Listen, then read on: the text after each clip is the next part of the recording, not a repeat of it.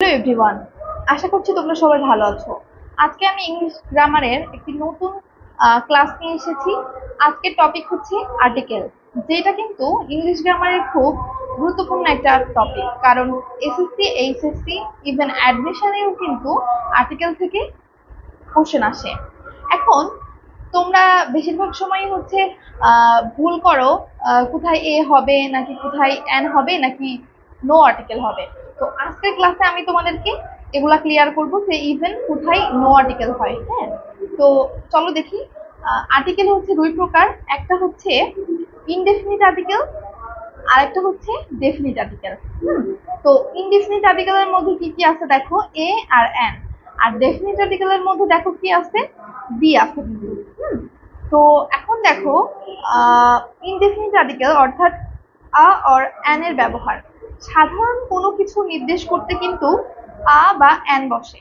দেখো, মনে করো তুমি তুমি খুব নর্মালি কিন্তু কারোর সাথে বলতেছো যে I study in a school, মানে হচ্ছে তুমি একটা স্কুলে পড়ো।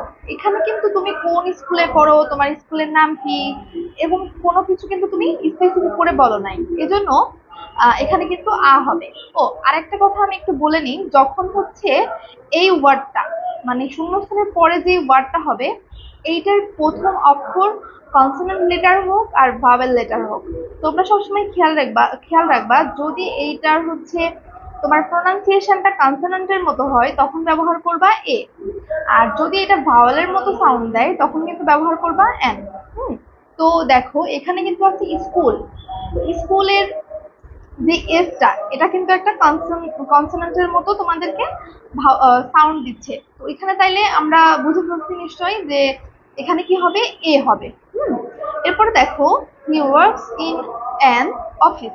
এখানে দেখো এই অফিস, অফিস কথাটা যখন আমরা উচ্চারণ করতেছি তখন কিন্তু আমাদের হচ্ছে ও এর হচ্ছে মতো সাউন্ড আসতেছে। তো ও এর মতো সাউন্ড আসলে আমি তোমাদেরকে আগেই বলছি, যদি ভাওয়ালের মতো সাউন্ড আসে তাইলে কিন্তু তোমরা এন ব্যবহার করবা, তাইলে এখানে হবে এন।